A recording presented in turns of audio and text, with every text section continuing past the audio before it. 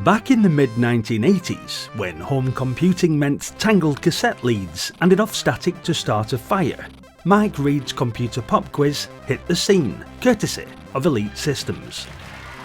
Fresh from the TV screens of Saturday mornings and armed with a Cliff Richard impression that could empty a school assembly, Mike Reed was enlisted to front what was effectively a question of sport in a new jacket. Same game engine, new questions, and just enough pop culture gloss to count as a new release.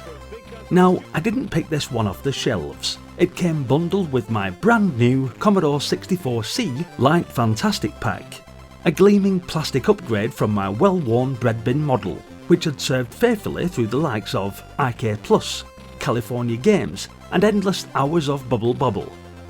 Alongside the light gun and a few arcade-style shooters was this oddity, a pop quiz with no music, and Mike Reed staring out of the cassette inlay like he'd just seen someone drop a pint on the mixing desk. Firing it up today felt a bit like dusting off an old copy of Smash Hits from 1985, all questionable fashion, forgotten faces, and a comforting whiff of Hermoose and optimism. The game begins by asking me to assemble a team of 3 from a lineup of digitised pop stars. They're the same faces from A Question of Sport, only now they've been handed new names and genres. One fellow who vaguely resembles Elvis Costello as viewed through steamed up bathroom glass is called Brian. A blonde woman is labelled Phil. Was it progressive? A typo? A quiet coding rebellion? Who knows? But it's oddly comforting. Like seeing a soap opera extra pop up in a different show. Your hand-picked trio of musical misfits is then whisked into the first round, the jukebox. You pick a number from a board. It gives you a category: pop, rock, classical, country, and so on, and you're asked a multiple choice question. Sometimes you'll know it, sometimes you'll guess.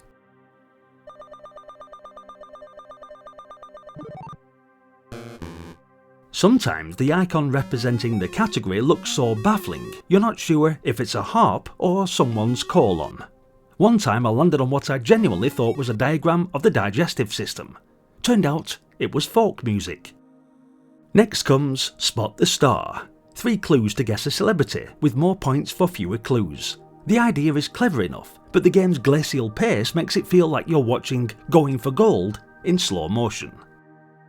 The clues range from incredibly obvious to who in the name of Gary Newman would ever know that. It's trivia, as filtered through a distant uncle's record collection and a slightly melted pub quiz sheet. Then we've got Your Scene, which tries to shake things up with a bit of strategy.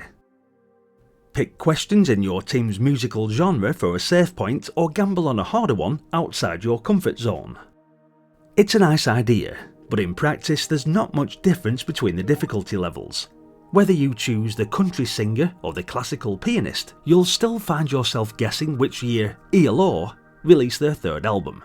It wasn't 73, by the way. I tried.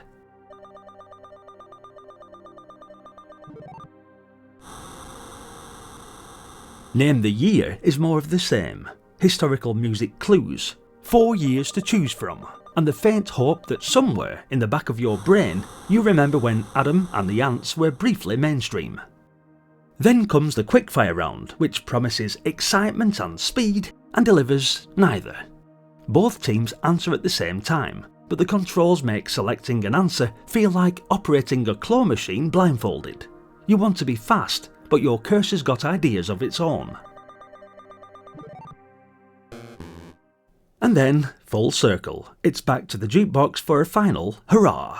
But now you're either fully invested or halfway through planning what to play next. The structure is sound, and with a friend it's oddly fun. Especially if you both remember Mike Reed from the telly and can share a laugh over the utterly silent music quiz that never plays a single note.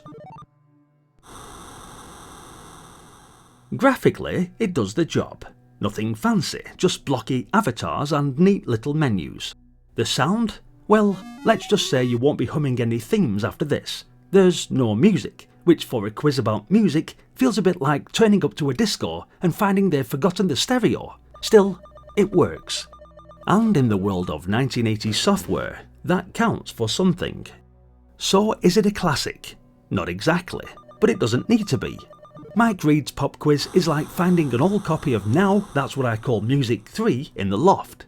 Dated, a bit odd, but oddly lovable. It's a curio from a simpler time, where a bit of trivia and the magic of your Commodore 64 was enough to pass a rainy afternoon. If you had this bundled in your light fantastic pack like I did, it's well worth loading up for a nostalgic chuckle. And if not, well, it's still a time capsule worth opening. If only to see how pop culture once lived on cassette tape and the back of Mike Reed's Quiff. Thanks for watching guys, hit the like button if you enjoyed the video and be sure to share your experiences with Mike Reed's Pop Quiz in the comments section. As always, your continued support is massively appreciated, so hit that subscribe for more content just like this. Check out the various playlists on the channel for more Commodore Amiga or Commodore 64 titles, and maybe stick around as there's another one coming up right now. Hopefully, I'll see you all in the next one. Until then, bye for now.